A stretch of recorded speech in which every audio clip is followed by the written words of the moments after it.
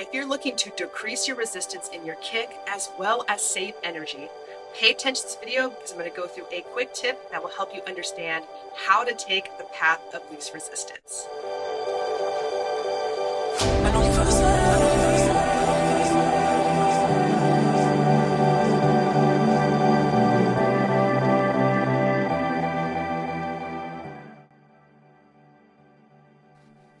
Hey Slimmers, welcome back to the Slim Bites channel. I'm Coach Mandy, and in this quick tip video is on the freestyle kick and why it's so important to start incorporating a reduction in drag, how that can actually improve your speed and your efficiency.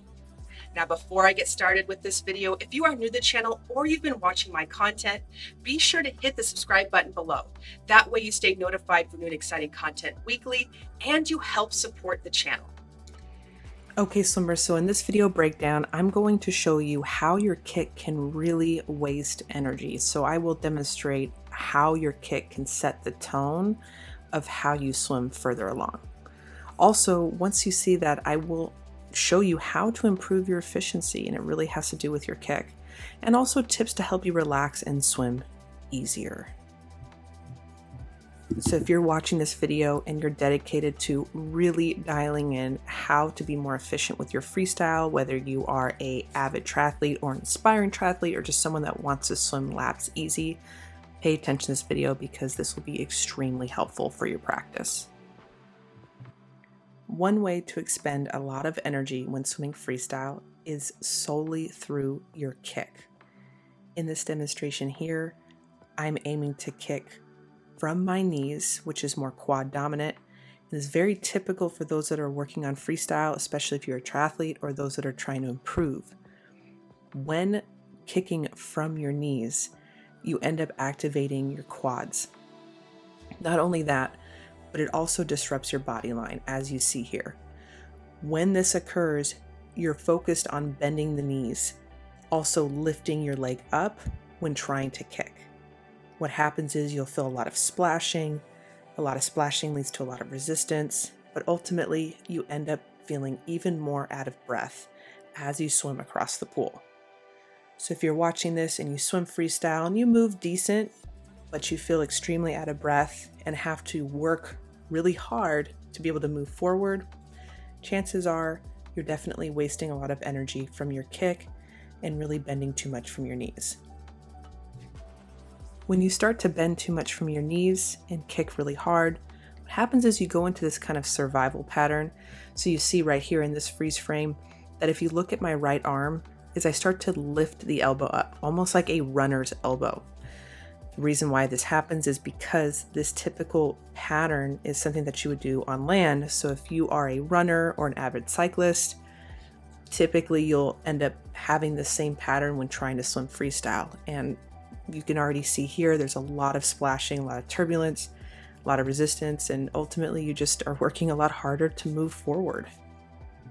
Now, if you take that same pattern and up your tempo further to try to swim faster by kicking at a higher tempo with the same exact pattern, you can see already that my body line starts to drop.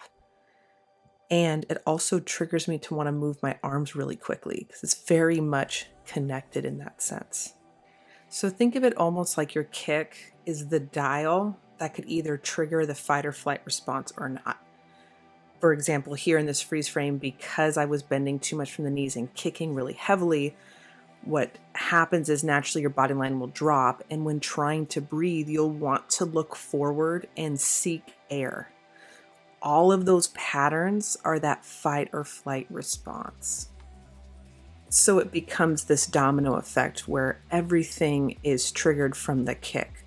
So when you kick really heavily like that and frantically, most likely your arms will start churning faster. And if your arms start churning faster, you're really not increasing your distance per stroke and working on being more efficient.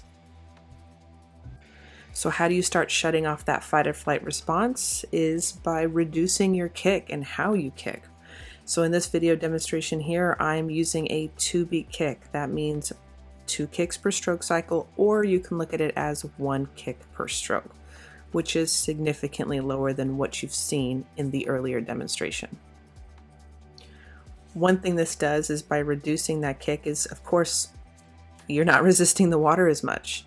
But not only that, it doesn't affect your body line. You're more relaxed. Your breathing's calmer. It just sets the stage for you to feel so much more comfortable and relaxed and ultimately swim further and faster, oddly enough. Why does that happen? Because you're swimming through water. Water's thick, so you don't want to disturb it so much. And you can even see right here, by eliminating that kick, it's not from the knees, it is from your hips. And that just keeps your body line uninterrupted.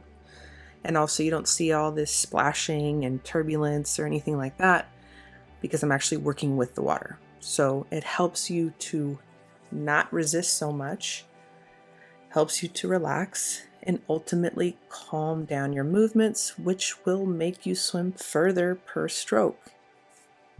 Now, what you've just seen, again, going through the comparison of kicking a lot from the knees, you see all the splashing, you see how it triggers everything to feel rushed and chaotic, and you see this runner's elbow, looking forward, reaching forward, all of those patterns, fight or flight, resistance, survival swimming. And yes, you can move forward, but it's just not as enjoyable, and also it's with a lot more effort for no reason at all. When there is an easier way to do this, which will help you build a solid foundation. So the way to really shut off that fight or flight response is to reduce your kick, which ultimately helps you feel more relaxed and you're able to work with the water. As you see in this freeze frame right here, because I reduced my kick, that now I actually have a full hold of the water, a nice catch, all because it naturally occurs by not reacting to the environment. And that's ultimately what you want your freestyle to be, is to not react to feeling that you have to survive through it. And there's a much easier way to swim through the water, and that is really getting in tune with understanding how to channel a 2B kick. Okay, swimmers, if you're watching this video and you're still wondering how to incorporate a 2B kick to take that path of least resistance within your freestyle kick, hit the pinned comments below and join my Swim Vice program today. I have a specific course that goes through detailed video drill progressions to help you execute a 2B kick and also understand how it connects within the entire stroke. All right, swimmers, enjoy your practice, and I will see you all next week.